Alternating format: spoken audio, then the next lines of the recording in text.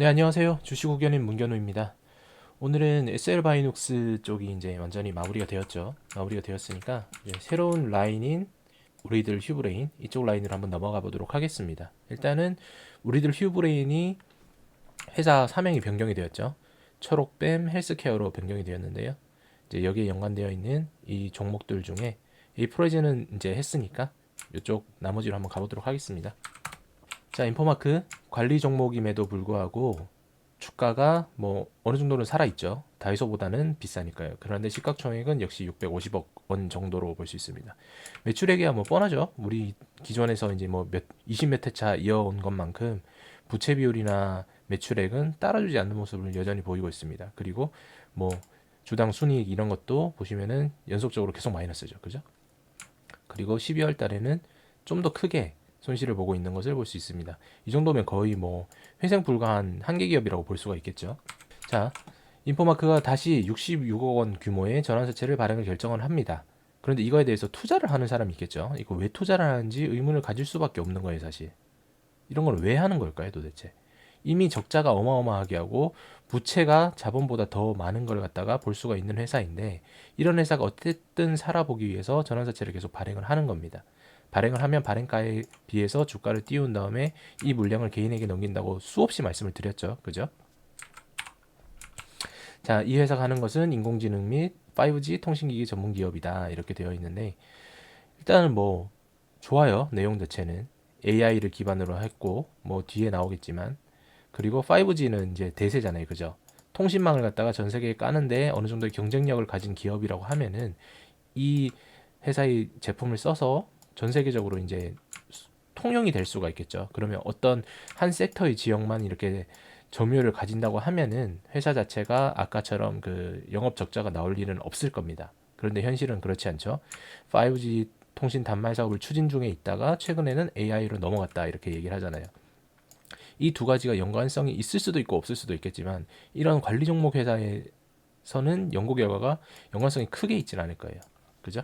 자, 주요 사업이 AI 디바이스 사업이다 이렇게 되어 있는데 AI 스피커는 뭐 인공지능을 탑재한 스피커로 음성 인식 검색 뭐 이런 것들이 되어 있다 이렇게 되어 있죠. 그죠? 이게 아마존에서 이제 시작을 해서 이제 구글처럼 이렇게 막 쓸 수 있는 그런 정도의 스피커를 들어간다면 좋겠지만 뭐 그렇지 않겠죠. 지금 경쟁력이 없는 상태에서 이제 이 사업만 한다는 것을 얘기하고 있을 뿐이니까요. 자, 매출 실적. 매출 실적은 보시면 알겠지만 뭐 여전히 안 좋죠. 보시면은 한 3년 전보다 한 반토막이 났잖아요. 그죠? 지금보다 좀 더 올라왔다고 하지만은 경쟁력이 있어야 되는 웨어러블 단말에서도 이제 반토막이 났고 그다음에 뭐 여러 가지가 좋지 않잖아요. 그죠? AI 스피커는 일시적으로 이제 조금 매출이 나긴 했지만 전체적으로 봤을 때는 크게 좋지는 않아요. 여기 보시면은 확 줄어들었잖아요. 3분의 1 토막. 그러니까 매출액도 계속 줄어드는 모습을 볼 수 있습니다. 자, 그러다 보니까 유상증자를 참여를 해서 이제 이 자금을 수여를 해야 되겠죠. 근데 이 자금 수여의 비율이 무려 23%나 되는 거예요. 자, 의무 보유 내역이 있는데 이거 기간이 뭐 1년이 있다고 하지만 이거는 크게 의미가 없을 겁니다. 그죠? 그리고 발행 행사가액이 5,160원. 5,160원이니까 지금 7,400원 정도 되잖아요. 그죠? 이거를 갖다가 1년 정도만 버텨도 차익은 적어도 한 40% 정도 나는 겁니다. 그죠? 자, 3자 배정을 받은 사람은 원성준과 그 다음에 밸류 애드 파트너스. 원성준 유명한 사람이죠. W 그 이 관련된 회사를 갖다가 이끄는 장본인이고 지금 초록백 컴퍼니의 실질적인 헤더죠, 헤더. 이 초록펜 컴퍼니가 지금 이 작전을 하고 있는 세력들 중에 큰 영향력을 미치고 있다고 말씀을 드렸고 여기서부터 점차적으로 모든 게 이어진 것이 우리들 휴브레인, 뭐 에이프로젠, 그 다음에 한일약, 화일약품, 뭐 그다음에 두월 산업 이렇게 쭉쭉쭉쭉 다 연결돼 있는 거 제일 처음에 그 도표에서 보셨을 거예요. 그래서 그 도표를 한번 참고해 보시면서 궁금하신 부분은 영상 한번 다시 보시면 좋을 것 같습니다. 그리고 밸류 에드너스 파트너스. 자, 이거 어디냐 한번 봤더니 밸류 에드너스 파트너스 금융 투자업을 하는 회사예요. 하는 회사인데 여기 보시면 나와 있죠. 이사가 원성준님. 아까 그분이 똑같이 하는 거예요, 그죠? 본인 이름으로 들어가고 그 다음에 자기가 이사로 있는 회사의 대표만 다른 사람이고 다시 이 지분을 갖다가 회사와 동시에 그냥 넣는 거. 뭐 이러면 이제 뭐 절세 효과가 있겠죠. 나중에 가서. 자, 그러다 보니까 초록뱀 헬스케어도 이 밸류 애드 파트너스가 들어와 있다는 걸 볼 수가 있습니다. 결론적으로 봤을 때는 이 실질적인 원성준이라는 분이 이 모든 걸 계속 지배를 하고 있는 거예요. 초록뱀도 초록뱀 컴퍼니가 지분을 가지고 있는 거니까요. 그죠? 이런 식으로 이어지는 겁니다. 자, 일단 차트를 잠깐 보면은 이런 회사들은 공통적이죠. 일단 상장을 2015년도에 했는데 그 이후에 단 한 번 정도만 이렇게 최고가의 근처에 와 있는 걸 볼 수가 있습니다. 그죠? 이 상장 공모가에서 한 번 정도만 치고 그 다음부터는 단 한 번도 이제 시세를 받지 못했다는 내용이 되는 거거든요. 그리고 이렇게 관리 종목으로 바로 들어와 버리는 거죠. 상장 초기에 이걸 받았던 사람들은 적어도 뭐 한 2,700원 정도에 받았을 텐데, 그러면은 짧은 기간 동안에 한 10분의 1 동안 10%, 90%의 손실을 보게 된 거예요. 참 안타깝죠. 보시면은 우리가 항상 봐왔던 대로 중간에 등락이 있는 걸 이렇게 볼 수가 있고요.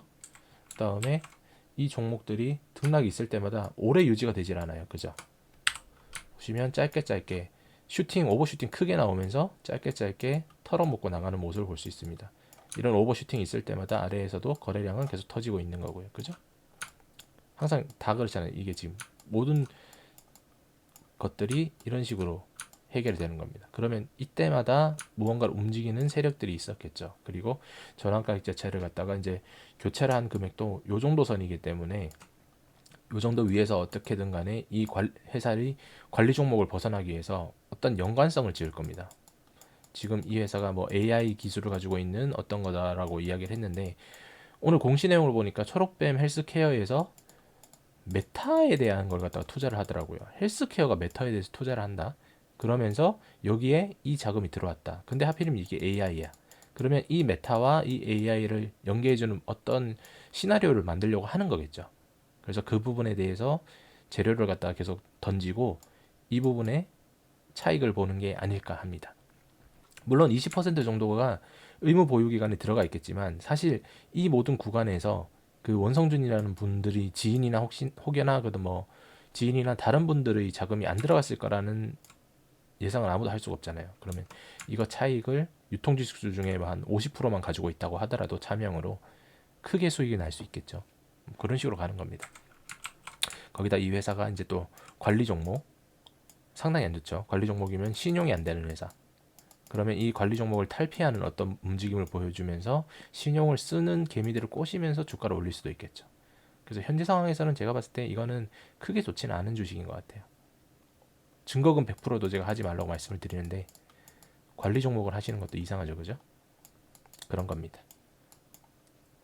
이 회사는 하지 마시고, 항상 제가 말씀을 드리지만 여기에 연계되어 있는 회사들은 웬만하시면 사지 마세요. 보시면은 이 회사는 뭐 다음 시간 할 건데 좀 좋긴 하더라고요. 그런데 뭐 시스웍, 인포마크, 그 다음에 뭐 SL 바이오닉스 뭐 이런 것들 전부 다 관리 종목이 증거금 100%가 너무 많아서 투자를 하는 동시에 손실을 볼 확률이 거의 80% 이상입니다.